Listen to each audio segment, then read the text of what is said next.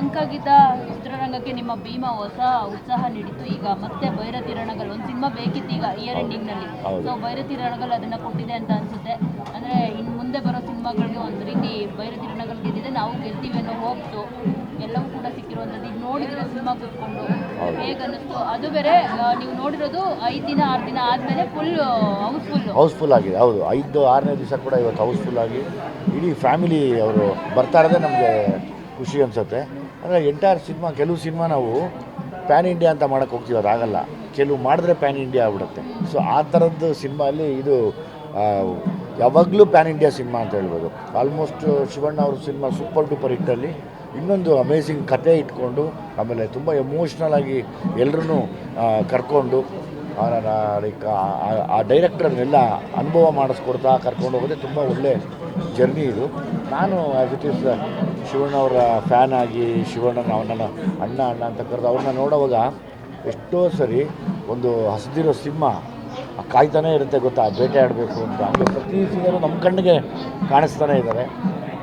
Entire cinema ತುಂಬ emotional ಆಗಿ ಇವತ್ತು 5ನೇ ದಿವಸ ಆದರೂ ಕೂಡ ಎಲ್ಲ ಕಡೆಯೂ ಹೌಸ್ಫುಲ್ ಆಗಿ ಸಿನಿಮಾ ಓಡ್ತಿರೋದೇ ಒಂದು ವಿಶೇಷ. ಅಂದರೆ ಒಂದು ಹೇಳ್ತಾರೆ, ಒಂದು ಶುಭ ಶಕುನ ಅಂತಾರಲ್ಲ, ಹಾಗೆ ಈ ವರ್ಷದ ಸೂಪರ್ ಡೂಪರ್ ಹಿಟ್ಟಲ್ಲಿ ಭೈರತಿ ರಣಗಲ್ ಕೂಡ ಸೇರಿಕೊಂಡಿದೆ.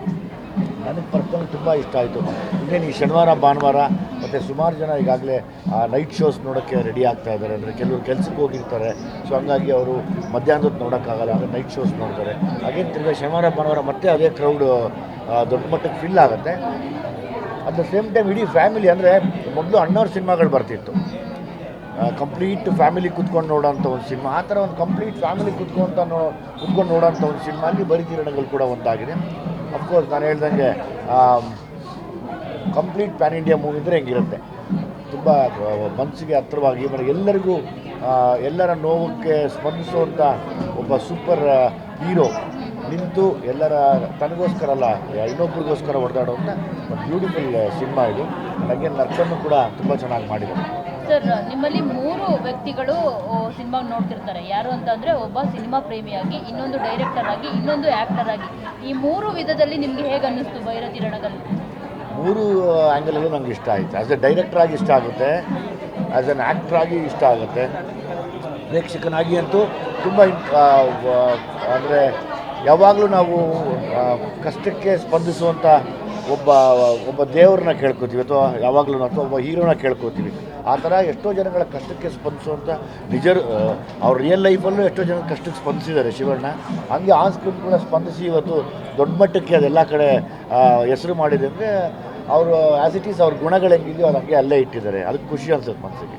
ಸರ್, ಈಗ ಶಿವಣ್ಣನ ಫೋನ್ ಮಾಡಿ ಏನಾದರೂ ಹೇಳ್ಬೇಕು, ನೀವು ಏನು ಹೇಳ್ತೀರಾ? ನಮಗೆ ಹೇಳ್ಬಿಡಿ.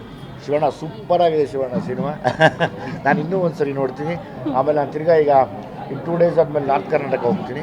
ಸೊ ಅಲ್ಲಾದರೆ ಹುಬ್ಳಿಲಿ ನೋಡ್ತೀನಿ, ಬಾಗಲಕೋಟೆಯಲ್ಲಿ ನೋಡ್ತೀನಿ, ಎಲ್ಲೆಲ್ಲಾಗುತ್ತೋ ಅದೆಲ್ಲ ಸಿನಿಮಾನೆಲ್ಲ ನೋಡ್ತೀನಿ. ಎಷ್ಟು ಮಾರ್ಕ್ಸ್ ಕೊಡ್ತೀರಾ? ಹೇಗೆ ಅನ್ನಿಸ್ತು? ಮಾರ್ಕ್ಸ್ 100ಗೆ 100 ಮಾರ್ಕ್ಸ್. ಅದು ಯಾವ ಸೀನ್ ತುಂಬ ಇಷ್ಟ ಆಯಿತು ಸರ್? ತಂಗಿಗೆ ಮಾತು ಕೊಡ್ತಾರಲ್ಲ, ಇನ್ಮೇಲೆ ನೀನು ಯಾವುದೇ ಕಾರಣಕ್ಕೂ ಕೇಳಬಾರ್ದಮ್ಮ ಅನ್ನೋದು, ಅದೊಂಥರ ಇದಾಗುತ್ತೆ, ಎಮೋಷನಲ್ ಆಗಿಬಿಡ್ತೀವಿ. ಅದಕ್ಕೆ ಭಕ್ತಿ 2 ಬರ್ತಿದೆ. ಸೊ ಅದರಲ್ಲಿ ಈಗ ಗುಣ ಇರ್ತಾರೋ ಇಲ್ವೋ ಗೊತ್ತಿಲ್ಲ, ವಿಜಯ್ ಅವರು ಇರ್ತಾರ ಅಂತ. ನಾನು ಅಣ್ಣ ಇದ್ರು ಇಬ್ಬರು ಹಬ್ಬನೇ ಅವತ್ತು ಮಾಡ್ತೀವಿ. ಏನಾದರೂ ಇದೆಯಾ ಎಲ್ಲ ಇದು ಅಗೇನ್ ತಿರ್ಗಾ ನೋಡಿ, ಎಲ್ಲ ಈ ಶನಿವಾರ ಭಾನುವಾರ ಅಗೇನ್ ಮತ್ತು ಎಲ್ಲ ಈವ್ನಿಂಗ್ಸು ಪಾಪ ಎಲ್ಲ ಕೆಲ್ಸಕ್ಕೆ ಹೋಗೋರು ಇರ್ತೀರ. ಸೊ ಹಾಗಾಗಿ ನಿಮಗೆ ಆ ಸಮಯ ಸಪೋರ್ಟ್ ಮಾಡ್ತಿರಲ್ಲ. ಸೊ ಹಾಗಾಗಿ ಎಲ್ಲ ಬಂದು ಈವ್ನಿಂಗ್ ಶೋಸ್ ನೋಡ್ಬೋದು, ನೈಟ್ ಶೋಸ್ ನೋಡ್ಬೋದು, ನೆಕ್ಸ್ಟ್ ಅಲ್ಲೋ ನೋಡ್ಬೋದು. ಮತ್ತು ಮಿಸ್ ಮಾಡಬೇಡಿ, ತುಂಬ ಒಳ್ಳೆಯ ಸಿನಿಮಾ, ಫ್ಯಾಮಿಲಿ ಕುತ್ಕೊಂಡು ನೋಡುವಂಥ ಸಿನಿಮಾ. ಆಮೇಲೆ ಮಕ್ಕಳು ನೋಡಿದಾಗ ಯಾವಾಗಲೂ ಒಂದು ಚಿಕ್ಕ ವಯಸ್ಸಲ್ಲೇ ಒಂದು ಮನಸ್ಸಲ್ಲಿ ಒಬ್ಬರು ಸೂಪರ್ ಹೀರೋ ಬರ್ತಾರೆ. ಯಾವಾಗಲೂ ನಾವು ಚಿಕ್ಕ ವಯಸ್ಸಲ್ಲಿ ನೋಡುವಾಗ ಈಗ ಮಕ್ಕಳನ್ನ ತೋರಿಸಿದ್ರೆ, ಎಸ್ ನನಗೊಬ್ಬರು ಸೂಪರ್ ಹೀರೋ ಅಂದರೆ ಹಿಂಗಿರಬೇಕು ಲೈಫಲ್ಲಿ, ಅಥವಾ ಅನ್ಯಾಯದ ವಿರುದ್ಧ ಹೋರಾಡಬೇಕು ಅನ್ನೋದು ಹಿಂಗಿರಬೇಕು ಅನ್ನೋದಕ್ಕೆ ಮಕ್ಕಳಿಗೂ ಕೂಡ ಈ ಸಿನಿಮಾನ ತೋರಿಸ್ಬೋದು.